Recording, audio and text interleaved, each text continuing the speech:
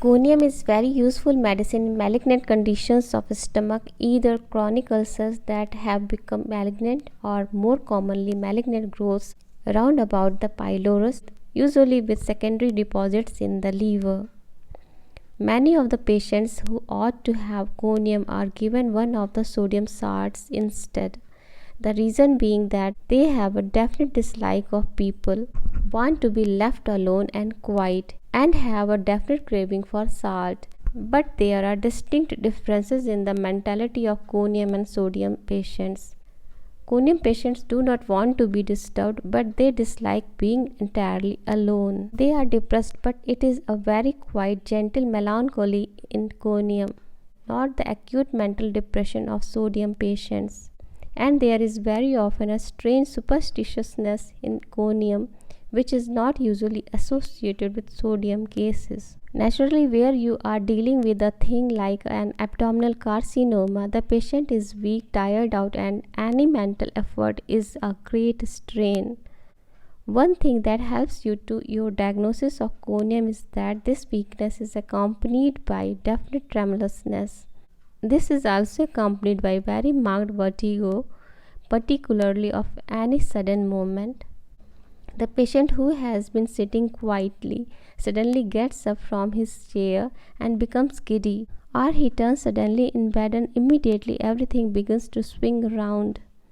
As regards to appetite, there may be hunger, sometimes almost a craving for food, or there may be a complete loss of appetite.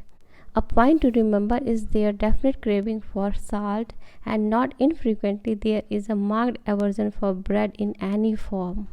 There are one or two interesting points in connection with the stomach symptoms. In conium, you frequently get a history that on swallowing food, the patient feels as if it is stuck in his throat.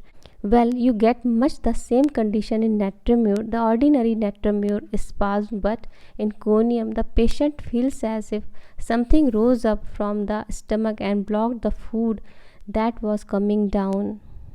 Natremure cases feel as if esophagus closed on the food and prevented it passing further. Then, apart from eating, conium patients are apt to get the same sort of sensation of something rising up into the throat, and it often produces a quite irritating cough. These patients commonly complain of acute heartburn and violent stabbing pains, feeling exactly as if a knife were sticking into the right side of upper abdomen, passing across the left side and producing intense nausea. They frequently vomit. The material is always very stringy in character and difficult to get up. It may consist of stringy mucus, bile, or coffee ground material. Another complaint of conium patients is that some little time after eating, they get a feeling as if the content of the stomach were being pushed out through a narrow pylorus. They tell you that they can often feel a definite lump rising up about the pyloric area as the food attempts to force its way through. And where these patients are suffering from pyloric carcinoma, you can feel the tumor. In these cases, you get early involvement of liver, which is enlarged and irregular. Often they complain of very sharp tearing, stitching pain in the liver. Associated with early dissemination into the liver, there will almost certainly be enlarged abdominal glands as well, very often hard lumps in the abdomen, and the whole abdomen very sensitive.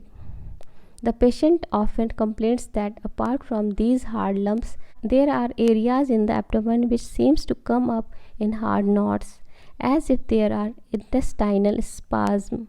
But rather than the spasmodic colic you associate with some of the other drugs, in these conium patients you get acute cutting pains.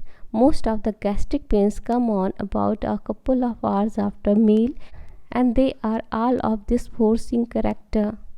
Many of these patients suffer from alternate attacks of diarrhea and constipation.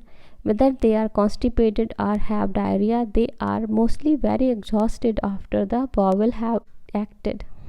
They feel very shaky and almost faint. With their abdominal carcinomas, these patients frequently have disturbances of bladder, usually a partial paralysis in which the urine stops and starts and they have difficulty in completely emptying the bladder. There is one other point which is sometimes a help. In addition to the cough, which is associated with gastric discomfort, conium patients often complain bitterly of a very dry spot in the larynx which they cannot moisten and which sets up a constant irritating cough. That's all for conium mentioned in the book Digestive Drugs by Douglas M. Borland. Thank you.